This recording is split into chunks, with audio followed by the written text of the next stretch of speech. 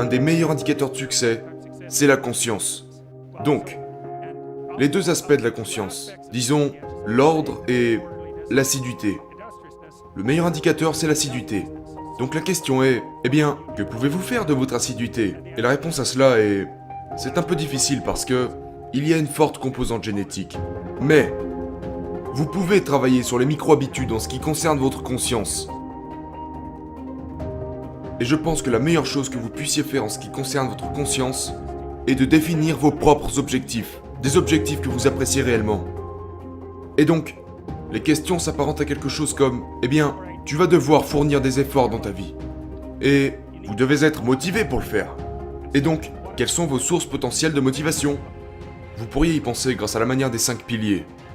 Vous savez, si vous êtes extraverti, vous voulez des amis.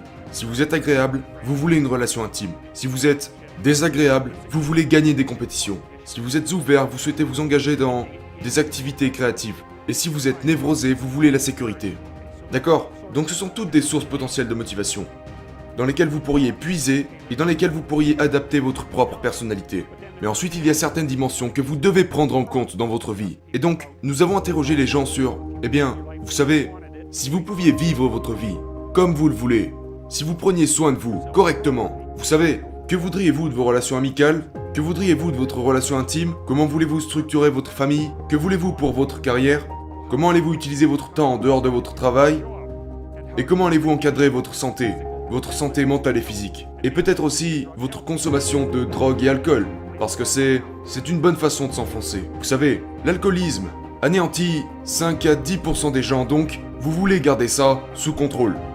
Et puis, donc, peut-être, vous savez vous devez développer une vision de ce à quoi vous aimeriez que votre vie ressemble. Donc le but, une fois que l'objectif est défini, vous devez le décomposer en micro-objectifs que vous pouvez mettre en œuvre. Et ensuite, ces micro-objectifs deviennent gratifiants, en proportion par rapport à leur lien direct avec l'objectif.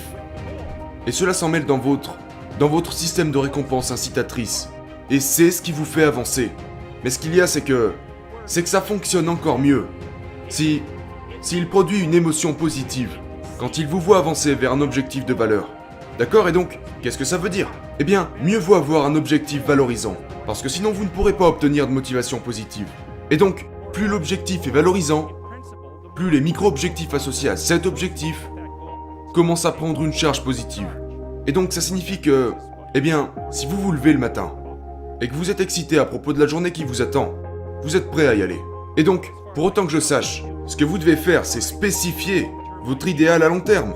Peut-être que vous devriez également spécifier un endroit dont vous voulez absolument vous écarter, afin de pouvoir être terrifié à l'idée d'échouer et surexcité à l'idée de réussir. Car ça aussi c'est utile. Donc, spécifiez votre objectif. Vous faites ça, dans un certain sens en tant qu'individu unique. Vous voulez spécifier des objectifs qui vous font dire « Oh, si cela pouvait arriver à la suite de mes efforts, ça en vaudrait clairement la peine. » Parce que la question est toujours « Pourquoi faire quelque chose ?» Parce que ne rien faire est facile. Vous avez juste à vous asseoir là et vous ne faites rien. Une autre question pourrait être « Pourquoi ne feriez-vous jamais quelque chose ?» Mais la réponse à la première question doit être « Parce que vous avez déterminé, par certains moyens, que ça en valait la peine. » Et puis, la prochaine question pourrait être « Où devriez-vous chercher des choses valables ?» Eh bien, dans un premier temps, vous pouvez consulter votre propre tempérament. Et dans un second temps, vous pouvez consulter en quelque sorte comment observer ce après quoi les gens courent qui a de la valeur tout au long de leur vie. Vous observez afin de pouvoir faire une analyse structurelle des sous-composantes de l'existence humaine. Et nous l'avons déjà fait. Vous avez besoin d'une famille, vous avez besoin d'amis, vous n'avez pas besoin d'avoir toutes ces choses. Mais pour la plupart, vous feriez mieux de les avoir. Famille, amis, carrière, objectifs. Des projets pour, vous savez, le temps en dehors du travail, un intérêt pour votre santé mentale et physique, etc. etc. Vous savez, c'est ça la vie. Et si vous n'avez aucune de ces choses, eh bien, il ne vous reste plus que la misère et la souffrance. Donc ce n'est pas une bonne affaire pour vous. Alors, une fois que vous avez mis en place cette structure d'objectifs, et c'est vraiment, à bien des égards, ce que vous devriez faire dans les universités, c'est de précisément déterminer ce que vous devez faire. Quelle personne vous voulez devenir. D'accord?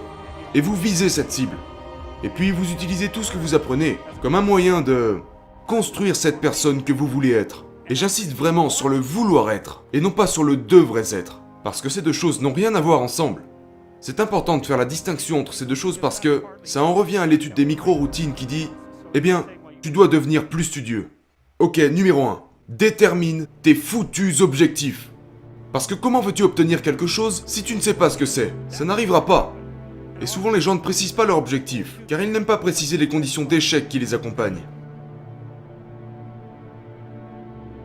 Donc si vous gardez tout ça loin de vous sans être spécifique, ce qui est vraiment facile, car c'est juste une question de ne pas faire les choses à proprement dites, eh bien, vous ne savez pas quand vous échouez.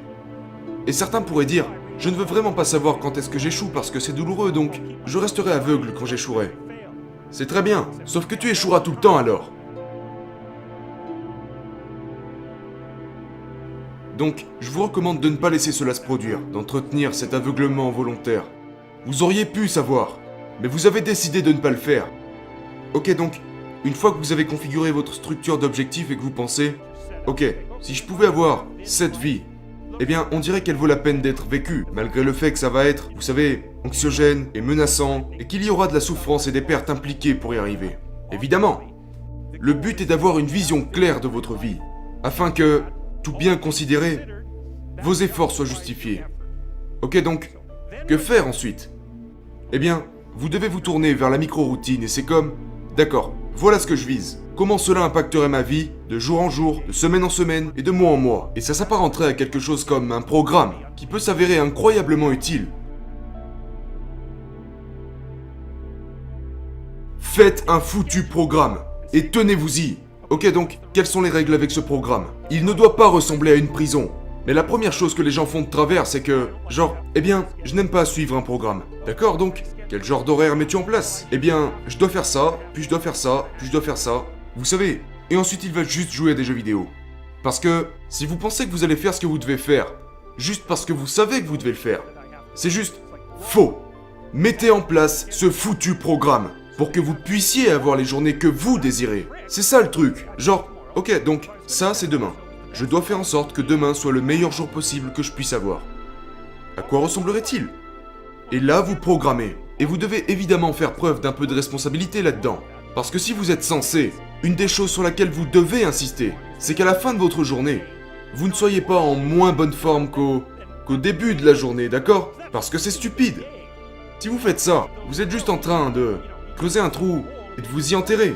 Genre, ce n'est tout simplement pas une bonne stratégie, c'est une mauvaise stratégie. Donc, peut-être que 20% de vos journées sont consacrées à des responsabilités ou des obligations.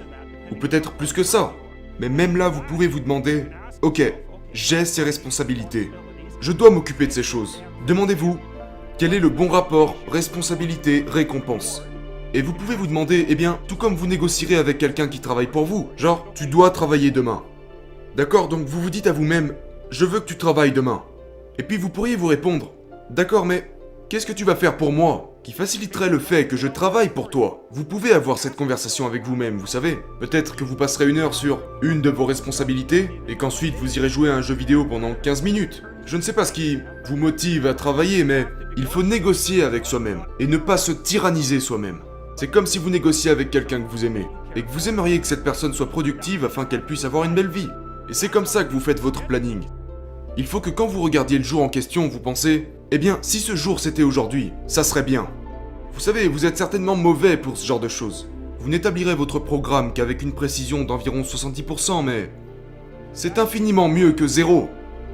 Et même si vous l'élaborez avec une précision de 50%, une autre règle consiste à viser 51% la semaine prochaine, voire même 50,5% pour l'amour de Dieu.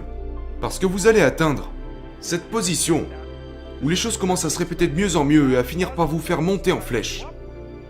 Et donc, c'est une façon de vous faire travailler sur votre conscience. Quel plan de vie aimeriez-vous avoir? Et vous pouvez le faire en partie en vous référant aux normes sociales. Ou alors vous pouvez le faire en ayant une simple conversation avec vous-même. À propos de... Comme si vous ne saviez pas vraiment qui vous êtes. Parce que vous savez comment vous êtes. Vous ne ferez pas ce qu'on vous demande de faire. Vous ne ferez pas ce que vous vous dites de faire. Vous l'avez sûrement remarqué. C'est comme si vous étiez le pire employé et le pire patron dans la même personne. Et les deux travaillent à l'intérieur de vous. Vous ne savez pas ce que vous voulez faire, et puis quand vous vous dites quoi faire, vous ne le faites pas de toute façon. Mais, vous savez, Ce que je veux dire, c'est que vous devez comprendre que vous n'êtes pas votre propre serviteur, pour ainsi dire. Vous êtes quelqu'un avec qui vous devez négocier. Vous êtes quelqu'un à qui vous voulez offrir l'opportunité d'avoir une belle vie. Et c'est dur pour les gens, car ils ne s'aiment pas beaucoup. Alors, vous savez, ils sont toujours là à se donner des coups de fouet, et puis à procrastiner. À faire claquer le fouet et à procrastiner. Et ça, c'est une façon tellement ennuyante et tellement pathétique d'utiliser son temps. Et vous savez très bien ce que c'est, car vous perdez probablement environ 6 heures par jour. Et il me semble que nous avions déjà fait un calcul à ce sujet il y a quelque temps. Votre temps vaut probablement 50 $ de l'heure, quelque chose comme ça. Je veux dire, vous n'êtes pas payé là, maintenant, mais vous êtes jeune. Et le temps que vous passez à travailler en ce moment sans être payé est un investissement. Ce que vous faites maintenant va multiplier ses effets dans le futur. Donc, disons que c'est 50 $ de l'heure, ce qui est parfaitement raisonnable. Si vous perdez 6 heures par jour, et c'est le cas, eh bien vous gaspillez environ 2000 $ par semaine, soit environ 100 000 $ par année. Alors, allez-y, mais voilà ce que vous perdez, chaque heure. Vous devez savoir ce que vaut votre temps. Alors disons que ce n'est pas 50 $ mais 30 $. Peu importe, peut-être qu'il en vaut 100, c'est quelque part dans cette gamme. Une des choses que vous devriez vous demander, c'est... Lorsque vous avez investi 1 heure, la question est, aurais-je réellement payé quelqu'un 50 $ pour avoir eu cette heure?